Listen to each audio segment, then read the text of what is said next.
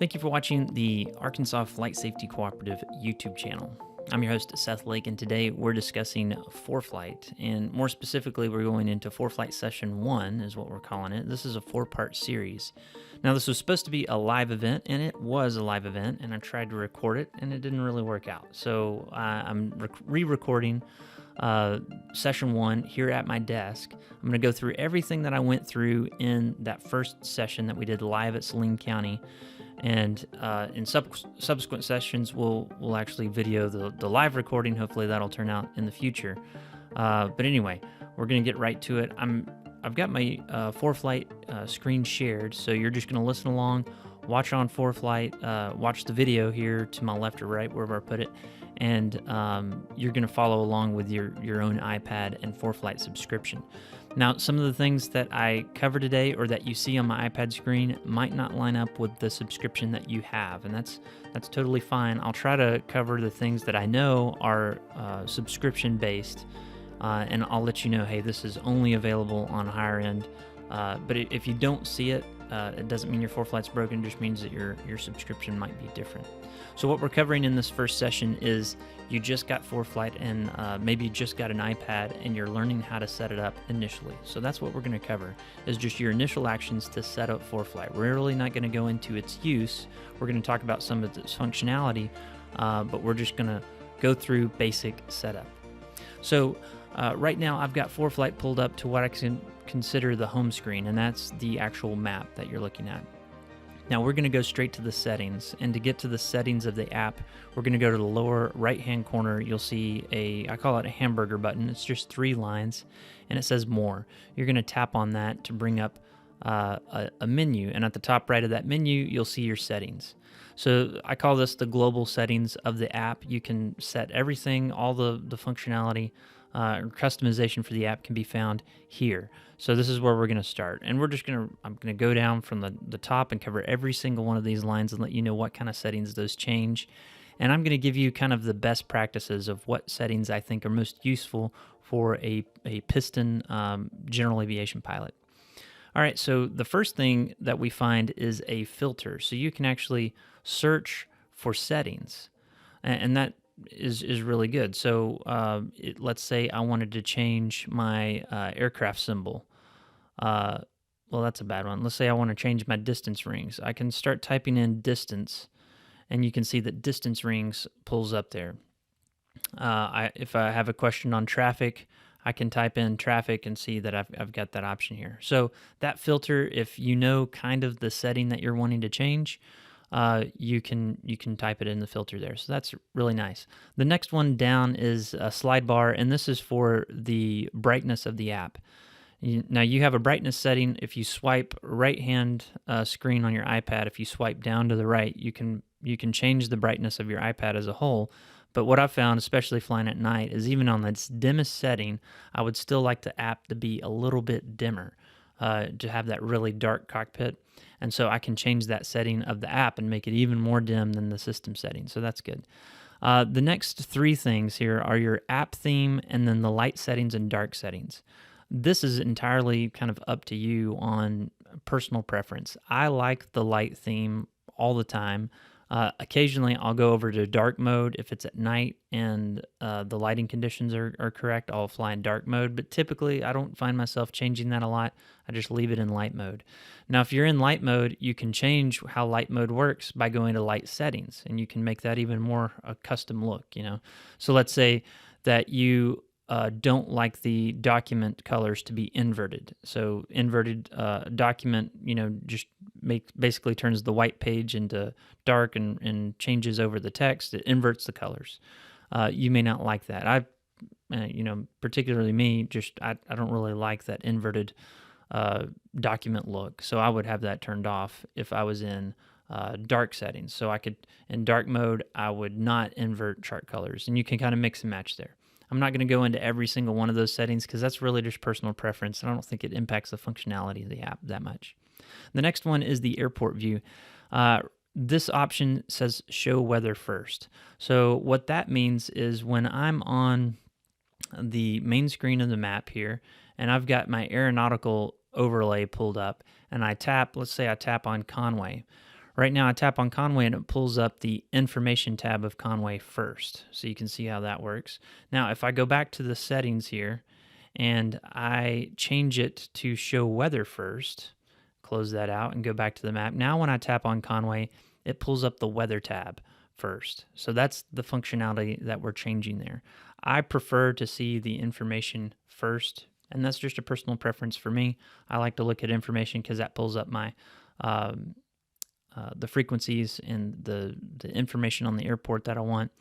I don't want to see the weather. I can find that relatively quickly by just tapping on a tab, but I don't want to see it first. Personal preference.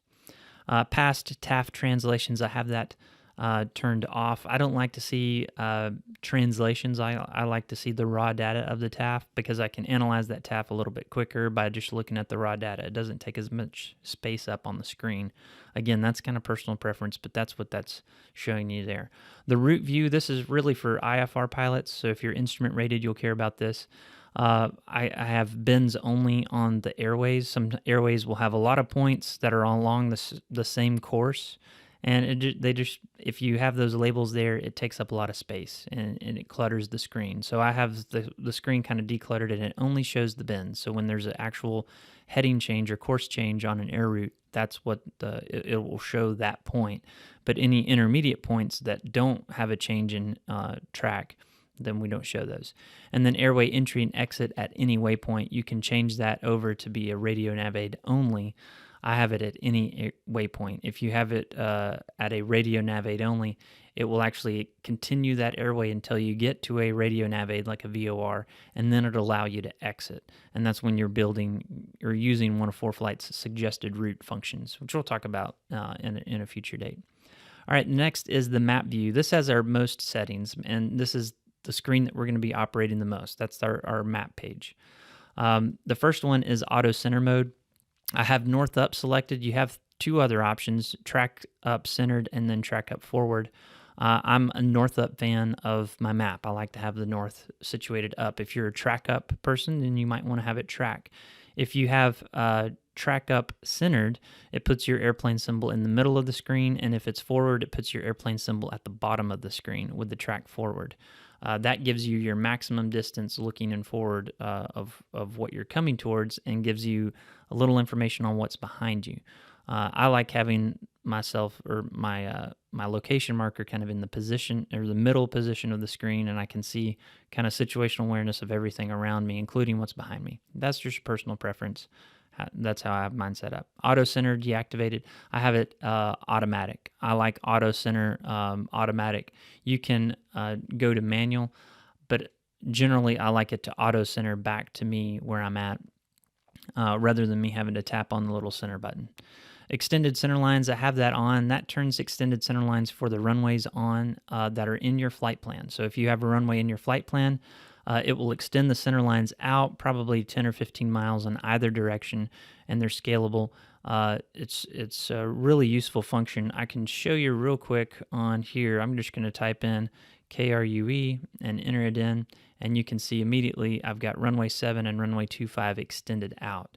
So if I have runway center lines or extended center lines turned off, it won't give me those black lines that extend on center line out. Distance rings, I typically have those on, and my distance ring style is automatic in nautical miles. Now this is what I change depending on what type of aircraft I'm flying. If I'm flying a piston aircraft, I like nautical miles. If I'm flying a turbine aircraft, I like it in minutes or in time, because time's a little more useful when you're making advisory calls at a non-towered field. You know, if I'm in a jet or a turboprop and I'm moving at a relatively high rate of speed compared to the other people in the pattern, if I tell them I'm 30 miles out, that doesn't mean a whole lot. But if I tell them I'm 10 minutes out, well, then they know, hey, I've got one more pattern, and then this King Air is going to join me in the pattern, or I need to sequence in. So I think giving yourself distance or advisory calls based on time gives people a better situational awareness when you're in a fast aircraft. Now, if all you're doing is flying piston, I think nautical miles is good, because the guidance from the FAA is we're going to make those mandatory entry calls based on miles, not time. So when I'm flying pistons, which is most of the time, I'm going to leave that in automatic nautical miles. And automatic mode just means that it scales with me. So if I go back to the map page here, you'll see my distance rings appear. Right now, my largest distance ring is 10 miles, and as I zoom out, you'll see it go to 15 to 25 and 50. It'll keep zooming out, I think, all the way to 300 miles. Oh, it goes to, it keeps going, 800, 2,000 miles. Not that useful, but when you're flying along, it'll just continue to scale those distance rings. So I like the automatic distance rings. The distance rings style, we covered that. Track vector, have that turned on. Track vector is basically a flight path predictor tool. It's this little kind of like a noodle out in front of your aircraft, and it just says this is where your aircraft's going to be based on, and I've got mine in 60 seconds. So it's my 1 minute track vector. So if I keep my current track and speed, my aircraft will be at the tip of that turn noodle, for lack of a better term, in 60 seconds. And I can change that to 5 minutes, 10 miles, 20 miles, 50 miles, whatever you want. I like 1 minute. So I like having that track vector show me where my plane's going to be in 1 minute. That's a really useful tool. This will just be, it won't be dynamic unless your ForeFlight is connected to some sort of AHRS like a Stratus 3, or a Stratus product has an integral AHRS, so it basically knows your attitude, heading, and reference system is what AHRS stands for. So it knows the attitude of the device, and it can actually give you a dynamic track vector tool, so it can predict if you maintain this turn where you're gonna where your turn radius is gonna leave you. So that's a useful tool, especially if you're connected to a Stratus. The next, we got the route labels. I have those turned on. I like to see the route labels. Our current location marker I've got set as a twin. This is entirely just personal preference. You can pick whatever you want, but I fly a lot of twins, so I've got mine set as a twin. Hazards, this is going to look slightly different if you have a lower level subscription of ForeFlight. The way mine looks, I've got the highest level, so I have custom altitude alerts that I can set, but typically your hazard altitudes, everybody that's a piston fixed wing general aviation pilot that's not doing any special missions should have normal selected, not custom. Now, the reason I have custom, I fly C-130s part-time with the Air Force Reserves, and we fly at lower altitudes. So I would typically have that turned on as my custom mode. But if I'm out doing general aviation flying, I'm going to have it set to normal mode. And I'll show you in a later date kind of what that, or here in just a few minutes, what that actually does and how you get that, how ForeFlight uses the hazards information to give you information. But for now, we'll just say have it selected as normal. Map touch action, I have no action. Now, this is a confusing thing about ForeFlight, I think. I'm going to go back. It's best to show you. So I'm going to take map touch action, bring chart to front with legends. I think this may be a default setting on ForeFlight is bring chart to front or bring chart to front with action or with legends. So in other words, if you just downloaded ForeFlight and you haven't changed that setting, this is what it's going to do. We're going to go back and we're going to turn on our sectional because this feature is really all about the sectional. And we zoom out and you see over here in the Colorado, Kansas area, we've got actual visible, the edges of the sectional are visible. And if we zoom out and we tap somewhere else, it brings up that sectional with its legends. And we're in Memphis Center, or we're on the Memphis sectional on the lower one. So we've tapped on there. So I can see Russellville on the sectional, and I see the legends in the margin, and they actually appear on the periphery of the map. It appears on the map. And if I tap up here, you have to tap on a place that doesn't have an underlying waypoint or anything. That's the other thing that's a little irritating about this. There we go. So that's my Memphis section. This is not my favorite thing to do here. If you're struggling with learning the sectional and you still need the legends, you find yourself referencing the legends a lot quicker way to find legends is here on the search function of the map page. You can just type in legend, and you can scroll down here and you can see ForeFlight has your mobile legends, and then you also have yeah, that would be the easiest thing to pull up is your ForeFlight mobile legend. But there's better ways to find the legend information, I think, than displaying it on your map, and I just don't like that. Now, if you're new to flying and you really find yourself using those legends a lot, you may want to leave them on the map, and that's the easiest way for you to view them. But I'm not just learning the sectional, so I leave those off. So map touch action, I have no action. Cockpit sharing I have turned on. If you're connected to the same Wi-Fi as another person in the plane, you can actually share the information on your ForeFlight with them. That's very useful if you're flying a multi-piloted or crewed aircraft. So I have that on. Show annotations on map. If you make annotations on any document that can be overlaid on the map, it will bring those annotations across if you have that on. If you have that off, any annotations you make on the chart, when you bring it on the overlay onto the map, it won't show up there on the map. I want to see my annotations, so I have that on. Auto receive panel flight plans, I have that turned on. If you're in a flight deck that has some sort of integrated avionics that have the flight stream functionality from Garmin, there's also the, I forget the exact name of it, but Avidyne has a similar system where I can send flight plans to the panel and receive flight plans from the panel.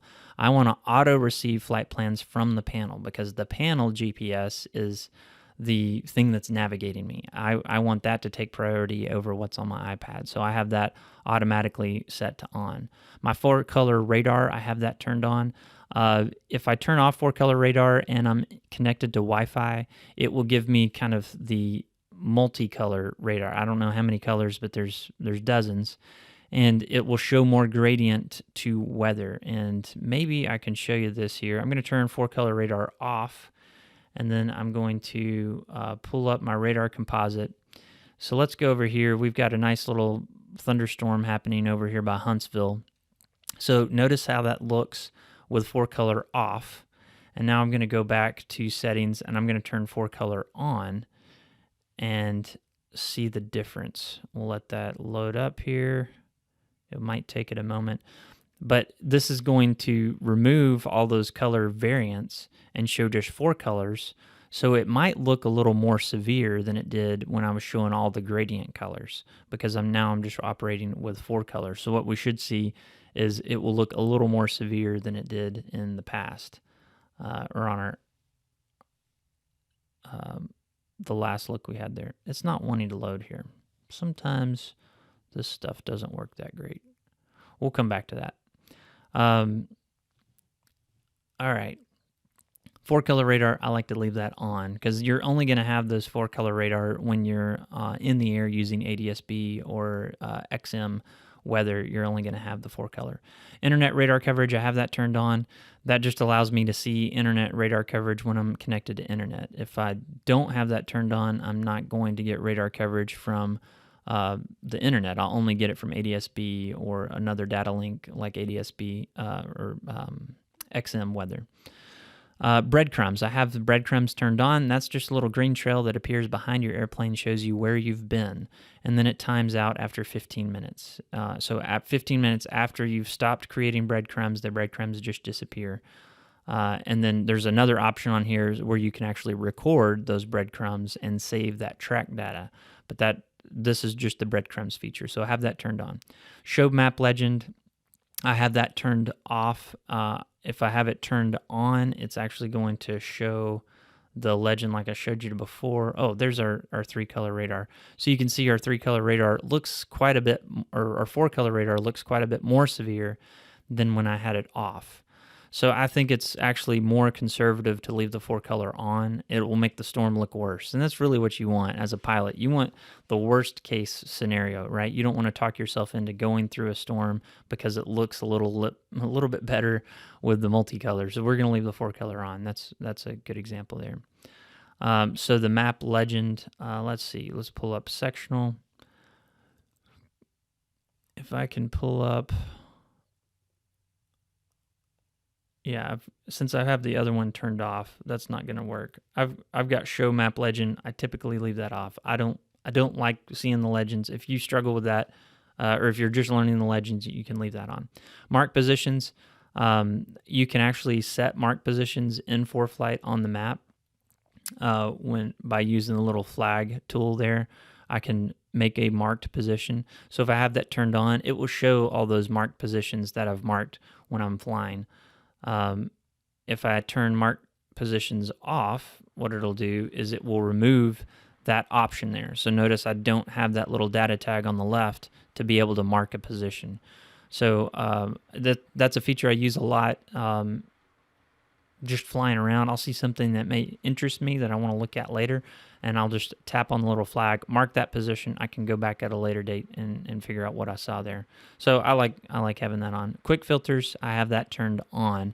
This is important if you're using the aeronautical layer. So if I'll turn those off, and you'll see here on the left-hand side of the screen, you saw all those buttons. Those are no longer there because I've turned off my my quick filters. I like having the quick filters on. Layer selector, multiple selections. That's really important to me. I think it should be the default, but I don't think it is. So I think when you get ForeFlight, this is turned off. Let me show you what happens when you have that turned off. So I'm going to turn multiple selections off, and when I go to my layer select tool and I tap on something, as soon as I tap on it, it disappears.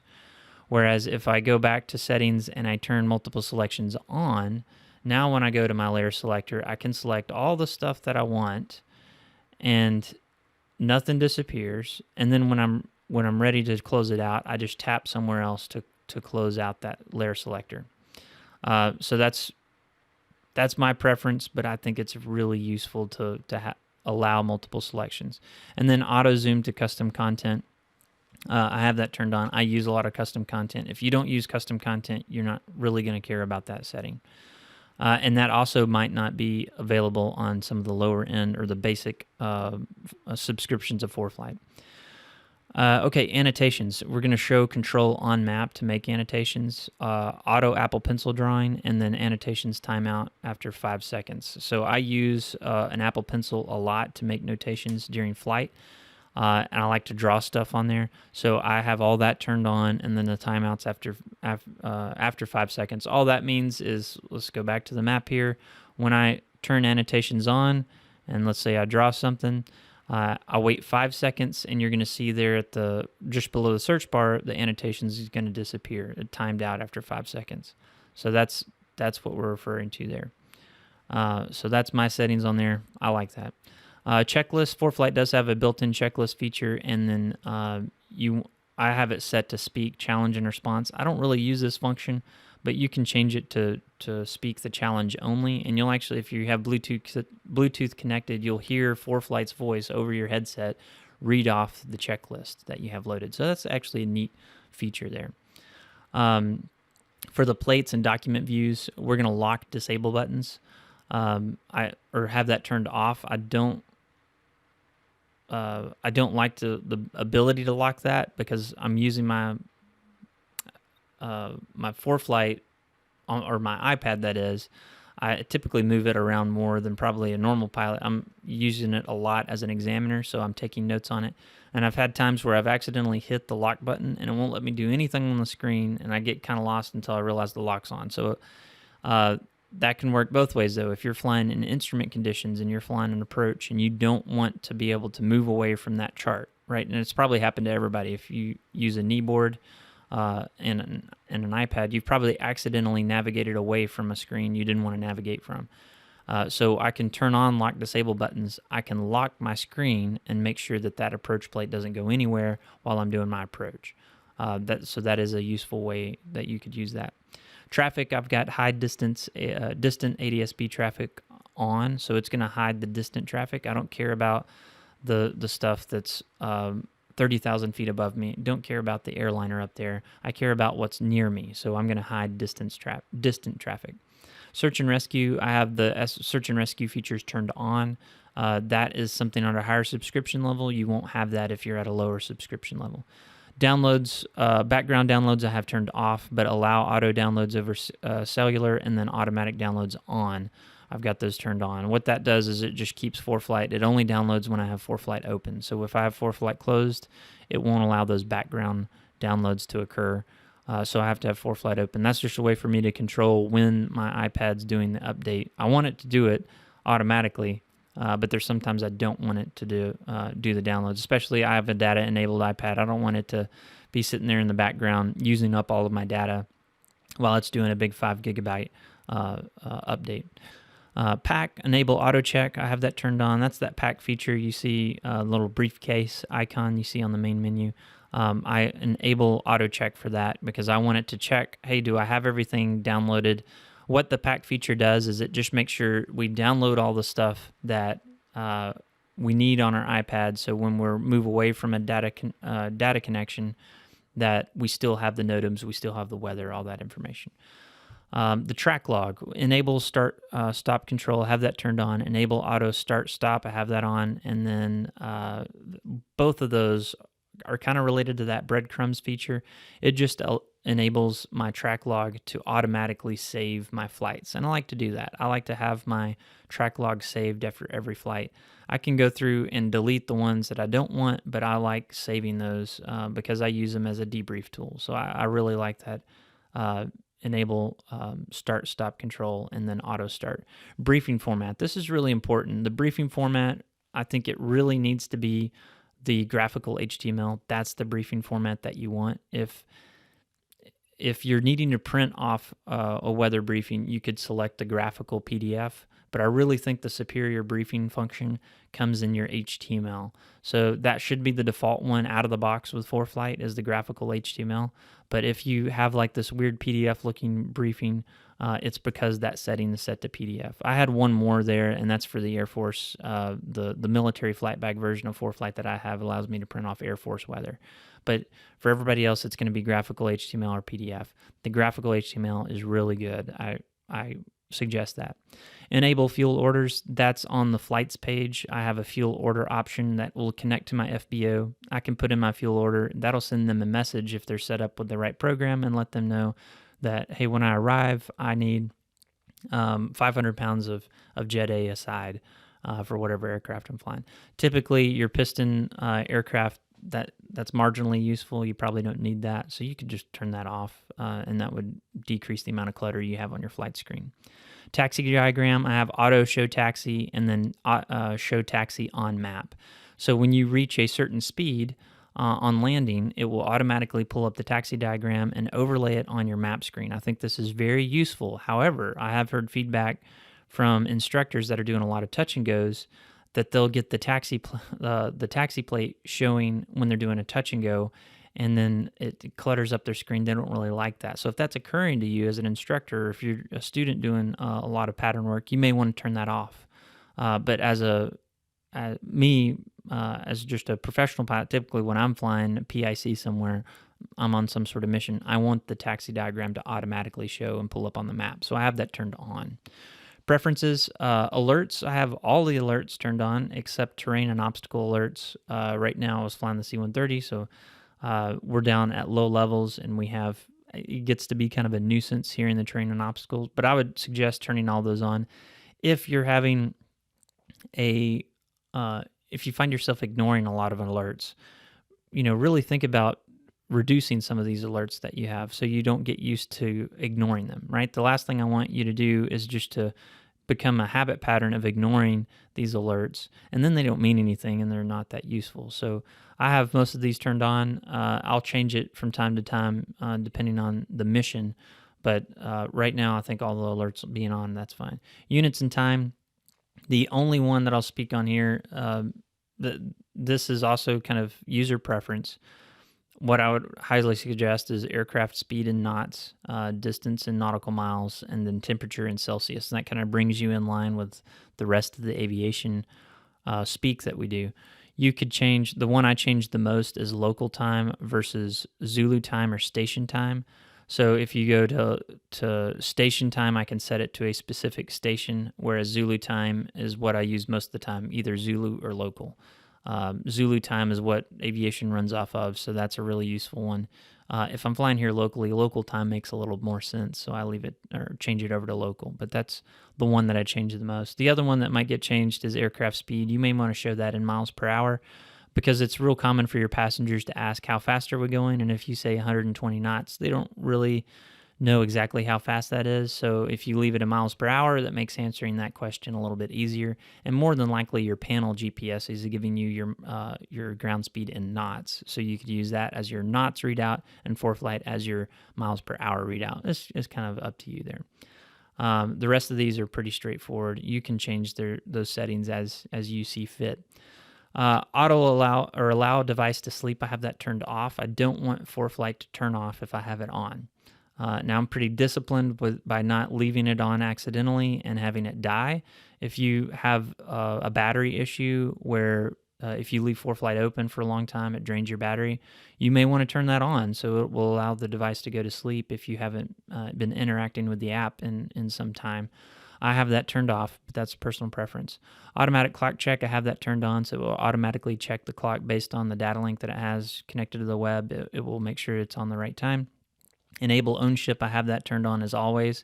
If you're doing dead reckoning navigation or taking a check ride, you may want to have this turned to never, and it doesn't enable your ownership, so it won't give you that moving map. It will just work as basically a digital sectional or a digital map. Ownership not for navigation, that's really a setting for an airline that has this in their standard operating procedures where you can't use it for navigation. I have that turned off. Show heliports I have turned off because I'm not flying helicopters. I have private airport shown on. Start on last screen, I have that on. So that just means when you shut down and restart, it will restart back at that screen. Synchronized user data, I have that turned on because I have multiple devices running ForeFlight and I want everything to be synced across, well, really the two iPads that I have. And I think each subscription allows you up to 3 devices, I believe. I think 2 iPads and a phone. It might just be 2 devices. I'm not really sure on that. I'll have to check. But you can have it on multiple devices. I would suggest that you synchronize that. Enable diagnostic logs. I have that turned on. You could turn that off. The next one, though, is important, and that's the performance logging level. I have that set to 0. You're only going to want to change the performance logging level if someone from the ForeFlight team has asked you to do so. So if you found a bug with ForeFlight, which happens occasionally, they'll update a feature, and maybe you're doing something that not a lot of other users do, and it's causing the app to crash. You'll put in a help ticket with the ForeFlight team, and they may have you change the performance logging level, make the app crash, and then that allows them to actually pull the diagnostics and see what's going on. But that should be set to 0 99.9% of the time. Military flight bag, I've got a bullseye feature, and then weight and balance. I've got standard weights, and that's just the standard weights for male, female, and child. I don't even think the higher or the lower levels of ForeFlight have that option, but if they do, the standard weights are totally fine that come out of the box. So that's your basic settings. We've got the settings set up. So the next thing that we need to do is set up our downloads. So we're going to go to the same hamburger button, and instead of the settings, we're going to click downloads. On your ForeFlight, more than likely, you're only going to have 2 options here. You're going to have data settings and region settings. You're not going to have the nav plan charts. That's more of a military feature. But for the data settings, we're going to select that. Here's what I have selected. I basically select everything except the helicopter charts and street addresses. I don't care about those. I've got the Department of Defense option. That's probably not on a non-EFB or non-military EFB option. But the high resolution base map and terrain, I have that turned on for everything for North America, or for the U.S., Hawaii, Alaska, Caribbean, Mexico, and Central America. If I was planning to go to Canada, let's say, I might turn that on, or even if I was going up to the Northeast where I could potentially go into Canada, I'd have that turned on. That's just going to have your base map, your high resolution base map where you download that app. Then I go to region settings, and then for the U.S., I've got everything turned on because I could fly anywhere in the U.S. With my current job. I could fly anywhere in the U.S. For Canada, I only have a couple turned on because those are the places in Canada where I'll go sort of maybe once a year, once every 2 years. And then Europe, I don't have any selected. And then I've got the Caribbean turned on because I do go down to South America and the Caribbean occasionally.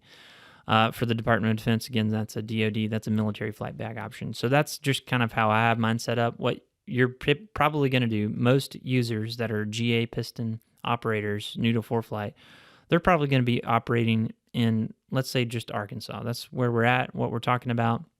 So let's say you're in Arkansas. I may download, of course, Arkansas's region data.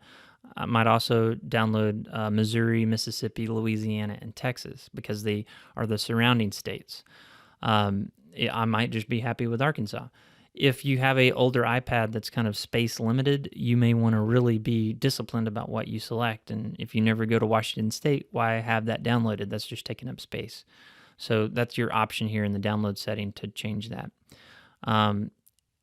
Once you do that, this page will propagate and you'll be able to do your downloads appropriately. If you select everything, it'll be a lot of downloads. If you select very little, it's not going to have as much.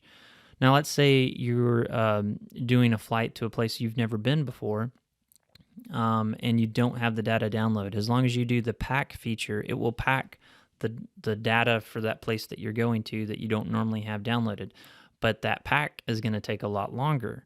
So if you're, filing about to walk out to the airplane to go pre-flight and away from the data connection, that might be too late. So I think most iPads can handle a good portion of these downloads. I would go ahead and suggest downloading, the entire U.S., at least the continental United States. Just go ahead and download all those regional settings. If you're running into an issue, though, with the iPad running slow, you may try it out with not having the whole U.S. downloaded, just maybe your region of the U.S. So that's how I'd suggest your downloads. Now let's talk about you have a second settings on the map screen. So we've already kind of talked about some of these, but we're going to talk about just setting up your map screen. And this is the primary screen that you're going to be using when you're using ForeFlight. So up at the top left, I've got my layer selector tool. So this is a rectangular bar, and it will have some text in there that is related to what you have selected. So right now I have arrow selected, and I can see arrow and radar comp. If I select more, it won't actually show all of that. So I don't know what algorithm it decides to what to name it. But your layer select tool is basically this 2-column window that pulls up, and you can layer however much stuff you can on the map. Now, obviously, if you have a lot of stuff selected, it can really clutter your map. And some of these things, especially the weather, you can only select one layer at a time. So I can only select radar or icing or clouds. I can't have them all selected at the same time. But down here in the AirMets section, I can select AirMets, SIGMETs, and center weather advisories, as well as NOTAMs, TFRs, and GAFOR. The GAFOR, by the way, is a Europe only. It's kind of European airspace, ADSB weather. We don't use it, so you can leave that off. So I've got that selected. I've got traffic selected. I can do flight category, PIREPs, obstacles, and then I've got some custom data that are down here. And let's say 100 low lead and user waypoints. So as you can see here, I've got just a lot of stuff on the screen. So the way I manage my layer select tool is I am kind of disciplined about how many layers I have selected, because it can really have an impact on the usability of my screen. So now you can see I've turned off all the layers except radar, and that's much easier to read, not nearly as much clutter. Let's talk about base map for a second. You really have 3 options for your base map with the basic level of ForeFlight. You've got aeronautical, everybody has that. You've got US VFR sectional, US IFR low, or US IFR high. So that's the low charts and high charts. So let's just speak to VFR pilots because that's baseline for everybody. Let's turn off aeronautical and let's just have a sectional. So what we have here is it's just a digital representation of a paper sectional. There's nothing special about it. You zoom out, nothing changes. You zoom in, you can read the town names, but notice they don't change in size or anything. So it's not responsive. That's the key word here, is as I zoom in and out, I don't get more or less data. It is what it is. Now, there are things that the sectional does really good at communicating. And primarily that is terrain features and stuff like this Holobin National Wildlife Refuge. The sectional does a good job depicting where that's located And then it's kind of the water features around it, and some of the terrain, and railroad tracks and roads. It does a good job at doing that, and it should. That's why it's designed, because we use this for pilotage when we're navigating from point A to point B. The problem I have with it is it's just a little too cluttered for me. So I typically actually fly with the sectional turned off, and the ForeFlight aeronautical layer is the only thing I have selected. And what I like about this aeronautical layer is it's responsive. So as I zoom out, things disappear and it cleans up. As I zoom in, I get more and more detail. And I also, with the aeronautical tool, I've got the quick filters here on the left that I can further declutter the screen. So if I'm just worried about airports, I can just have my airport selected. This is a really nice clean map that shows me where most of the airports are in Arkansas. And if I want to find out more information about an airport, I can just tap on it and it'll pull up the information screen. Now compare that to, I turn aeronautical off and I turn sectional on. First of all, I have no idea that this is KBVX because I'm not zoomed in far enough. That wasn't even it. It's right there. So then second of all, when I tap on something, nothing happens. It doesn't pull up the airport information. So I turn aeronautical on. Now it'll actually pull up that information, but it also doesn't show me, it shows me all the other kind of background clutter that's on the sectional. So I prefer to turn the sectional off and use just the aeronautical data. And then as far as my quick filters, I typically have all of them on unless it just gets too cluttered. I'll start turning some off.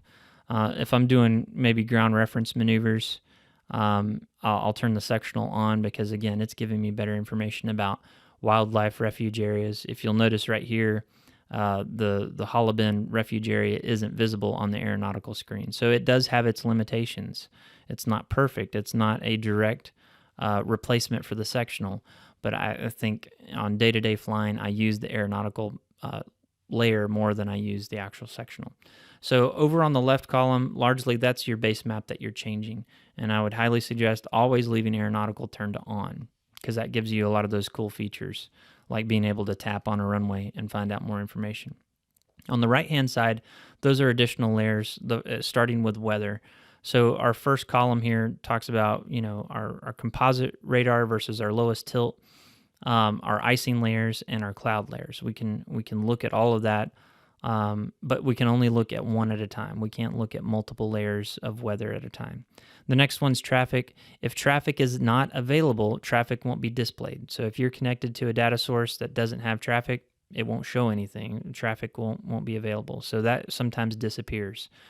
If you are connected to ADSB, you want to have that displayed, obviously, because that's really important to be able to see traffic. Your Civil Air Patrol stuff, I won't go over that because most users won't have that. The next one is the Air Segment CWA. You'll see that as an acronym. If we go back to our map page, we have an additional set of layer selection tools there now. Those are the different types of airmets and sigmets that we can show. So an icing airmet, that's airmet Zulu, I can turn that on, and now I see my icing airmet. I can tap on that airmet and get information about it. If I don't want to see icing, but I want to see IFR, I can deselect icing, select IFR, and I can see I've got several IFR airmets that are covering the area. I can tap on those airmets and get more information about that. And then right now we don't have any CWAs. Those are center weather advisories. And we don't have any thunderstorm sigmets selected. So that's the METS overlay. I typically don't fly with that on, but I'll use that in planning. NOTAMs, this is a newer feature, and it's really useful because what NOTAMs do is, I'll show you right here on the map. You can see zoomed out. I've got some areas over Wichita, Missouri, and Louisiana that are kind of orange with the black lines around them. If I turn NOTAMs off, you'll notice those disappear. So let's turn them on and see what they're warning us about. What they're doing is actually showing us active NOTAMed airspace for different stuff. So the one around Wichita, this active NOTAMed airspace is for high-speed aircraft within a 100 nautical mile radius around Wichita. We can zoom in to Arkansas here, and we can see we've got some NOTAMed airspace with parachute jump activity scheduled, and this is for Little Rock Air Force Base. And you can actually see this corridor leads to our two drop zones that are there in central Arkansas. So that NOTAMed airspace is actually really useful. So I always have NOTAMs turned on. TFRs are another one. I want to have TFRs turned on. If there's any temporary flight restrictions, I want those displayed on the map so I can avoid them. If you remember, there's also an alert down here in our global settings. We could have our TFR alerts turned on, and then it gives us an altitude buffer. So even if we're anywhere within 2,000 feet vertically of a TFR, it will still alert us with an audible, and a textual alert will pop up on ForeFlight whenever we get close to that. So I think that's a really good feature to have on. GAFOR, that's a European thing. We're not going to have that on. The next one, these are kind of weather related. The first one's flight category. I love this because the flight category just shows me some nice, easy to use color coded pink, blue, red, or green. Those are the options, and that's either green is VFR, blue is marginal VFR, red is IFR, and pink is low IFR or magenta. So you can see around Arkansas, we got a lot of pink today. So I'm in here doing a video and not out there flying because it's not really good flying weather. But the pink dots, when you zoom out, it's just easy to see. Okay, well, it looks like all of the central U.S. is having a bad weather day. Over by western Oklahoma and Texas, I see some green dots. So that's a good kind of support tool for finding out where the weather is and what the trends are. The other one that I like is ceiling. So ceiling uses the same color coding, but it also puts in a number, and that number is related to the base ceiling altitude. So we can see that we're low IFR in Russellville, and that the ceiling, it's hard to see, it's 3. So low IFR for 300-foot ceilings. And Conway is IFR for 600-foot ceilings, and Little Rock proper is 400-foot ceilings, which makes it low IFR. So that's a neat layer. I really like the ceiling and flight category. You can play with the rest of these to see what settings that you really like. But the flight category and ceiling, that's my favorite one. The visibility, this can give you a different picture because you can see for visibility, we have a lot of VFR visibility. So we know this is actually giving us good information saying that the reason that we're IFR today is really ceiling related and not visibility related. So that's just kind of an interesting kind of analysis that you can do real quickly using these layers. The next one is PIREPS. This is one that I would be really interested. If I was going to go fly GA today, I would want to look for actual observed icing. So I'm going to tap on the one at Hot Springs that happened just a little bit ago. We've got a Cessna 208. Bases are at 200. And yeah, that's what we got. We don't have any information on icing. But the icing PIREPs that I see are all at higher altitudes. So if I was going to go out and fly general aviation today, I would feel a little more confident that the icing forecast is accurate in that the freezing layer is relatively high and there's no observed icing. So that's the PIREP function is good for that. Lightning, I can turn that on, and that just pulls in lightning data if it's available. If you're at a location that doesn't have or a data connection that doesn't give you lightning, you won't actually see that. I was going out here to, let's turn off some of these layers to make it a little bit easier to see. Let's turn on our composite radar, and then let's turn on lightning now and see if we see any lightning strikes that are associated with this thunderstorm. And I don't see any, actually. It might just not have loaded yet. But it'll just be a little lightning bolt. You can tap on it and see when that lightning occurred. Obviously, the more lightning there is, that's a good indication that there's a lot of energy in that storm, and it's really severe. So if there isn't a lot of lightning associated with this stuff out here just north of Atlanta, that might be indicative of it's just a lot of rainfall and not necessarily a big, real tall like thunder or summer thunderstorm. It's just a lot of rain. Okay, so that's enough on our layers. These other layers that I have are all related to custom data, which we're going to cover in a future episode about how to use that custom data. All right, okay. Once we've got our layers figured out, the next button we have is the FPL. The FPL allows us to turn on and off this it's really the top quarter of our screen. And that screen is our flight plan function. It allows us to enter a flight plan, to see our nav log, and then to also see a profile view. So let's go through each of those individually. The first one is the edit. I can type in, we've got Russellville as my destination. I'm going to go from Russellville to Conway. So just a real short flight plan.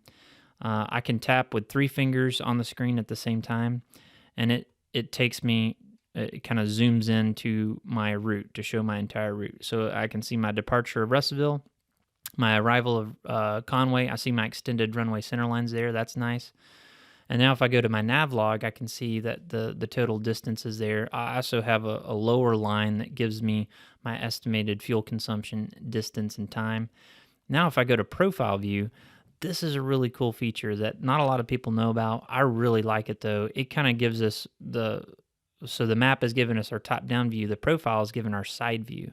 So we can actually see that we're going to transit some terrain between here and Conway. And if I long press on my profile view, it brings up a green dot and it gives me my MSL clearance. If I were to fly over there at 2,500 feet, I would clear that mountain by about 1,400 feet, 12 miles after departure. The little green dots over here, these are actual antenna that are out there. Now I could change this to, let's say, 1,300. Now this is where the hazard advisor starts coming in. So if my hazard is set to normal, I only have 188 foot of clearance over this mountain, so that's set to yellow.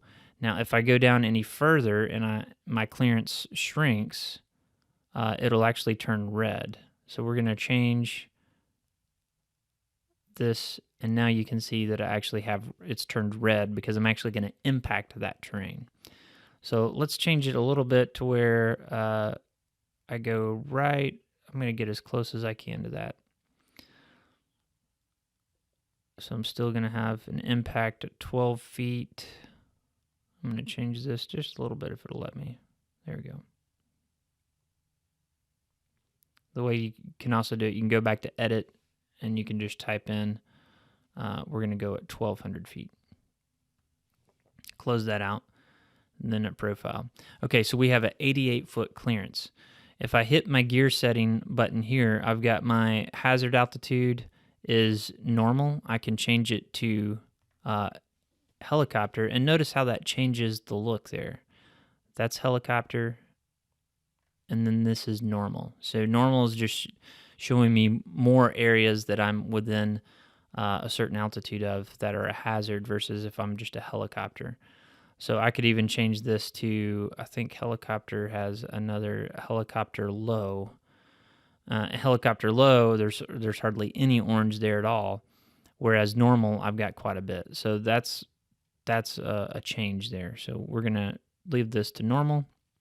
And then the other setting that I have on my profile is I can change my corridor width, which right now is 1 mile. I could change it out to 20 miles. And that brings in all the obstacles 20 miles left or right of my center line of my desired route. Now you can see where this is a problem is because that starts bringing in terrain that's 20 miles away. That's really no factor, and it makes it look like, well, I'm going to impact terrain all along my route of flight if I fly at 1,200 feet. Now, I would say that 1,200 feet is probably pretty low anyway, so let's say something more reasonable like 2,500 feet. Now, if I look at that, 2,500 feet, that's still a 20-mile corridor. It's saying it's dangerous, so I could change my corridor width and make it back to 2 miles. Now, that's a lot better. That corridor looks a lot more reasonable. The other thing I can do on a profile view is actually look at some weather. So I can pull in icing, turbulence, and clouds on this. And let's look at something a little bit longer of a flight. So maybe Memphis. And then we're going to climb up higher. We're going to go up to 11,500 feet. Now let's look at that profile view. So you can see all of this stuff on the profile view. We've got a lot of clouds. A lot of icing that's there, and we're right below kind of this icing layer up there. It looks like it starts around 12,000. The rest of this is going to be turbulence. So you can see that's the turbulence icing, and then if we turn off clouds, that's the cloud view that we're seeing. So looking here, it looks like there's a cloud layer that stops at around 5,000 feet and extends up to 12. There's a gap in the clouds there. So if I were to take off to Memphis, the majority of the flight, I would be outside of the clouds, and then descending below 5,000 or 6,000 feet, I would re-enter the clouds, and the icing is staying above me for the most part. So that would be a really useful way to analyze a flight there. Okay. The next setting we're going to go to is the map settings. So a lot of these settings that you see on this page are the same as in the global settings. They're just easier to get to because the global settings are a little hard to get to. So they made some map settings that we can use regularly that is much easier to get to with this gear button here. So with this settings, I can change my map theme, my aeronautical data. One of the things that I can't change on my global settings that I can do here, which is what I'm going to focus on, is my Arctic and fur. I can only change those here. So right now I've got that set up for nav aids. I want to see low and then organized tracks. I want to see military routes. That's a military thing, so I have that off. Here I can change my Autocenter mode really quickly from north up to track center to track forward, so that's a lot easier. My route labels. Another thing that I can change here is my glide advisor, and I can actually enter in my glide ratio for my glide advisor if I'm going to use that. Be careful with your glide advisor. If you put that incorrectly, you might think you have a glide capability that you don't. So get with your instructor to make sure that glide advisor is set up correctly. Operational notes, that's a new feature that's come out in ForeFlight. I've got that turned on. Let me show you real quick what that would look like. Let's say I'm going to go to, I'm going to delete that. I'm going to do a long flight plan down to Miami. Add to route, and then I'm going to pull up, we'll go over this in the future, but I'm going to pull up a ForeFlight recommended route. Notice all these 1, 2, 3, 4, these little bubbles with information. I tap on it, and it gives me an operational note there. That is the setting that I'm turning on when I do operational notes. So if I turn operational notes off, all those numbers disappear. So if you're not using operational notes, you might want to turn that off so you stop getting the messages there. If you use operational notes regularly, you may want to leave that on. What I found myself is that in professional aviation, or if you're with the flight department, you're going to use operational notes a lot more than you are if you're just flying around general aviation wise. So that's just a personal note there. So you have basically a whole host of settings that you can change without going to the global settings on this gear button here. Makes it super useful. The next one is our synthetic vision. We can turn synthetic vision on, and that gives us basically a look at our instruments. We can make it full screen. We can fly along there. We'll do some training on how synthetic vision works in the future, but for now, that's just how you turn it on and off. The next one is my information display at the bottom of the screen.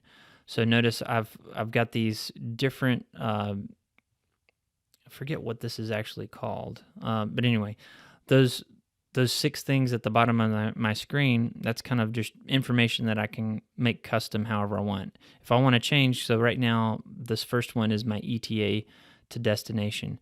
I can change that over to maybe my current coordinates if I'd want that for whatever reason.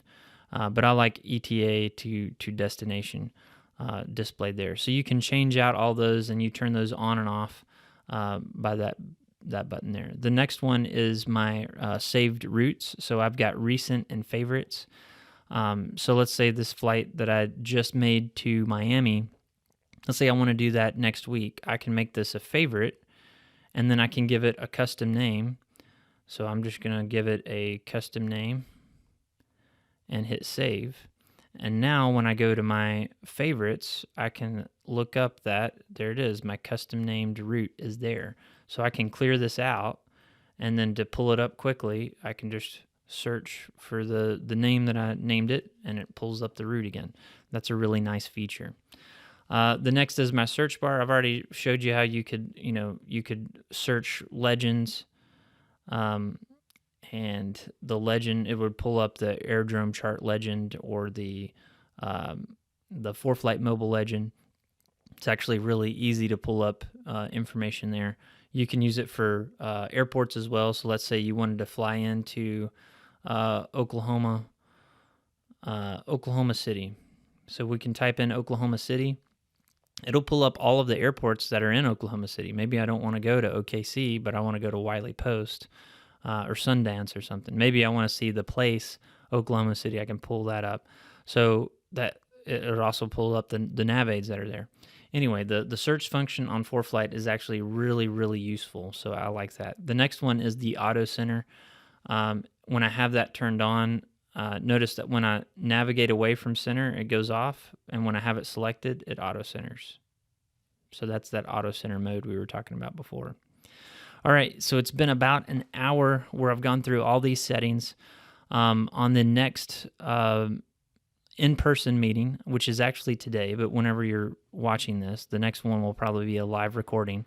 We're going to get more into the functionality of ForeFlight. So we've got the settings built. Now we're going to get into functionality. So I hope you're able to join us for that.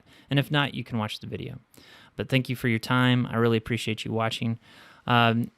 Consider supporting the Arkansas Flight Safety Cooperative monetarily. We do have a donation site on our website.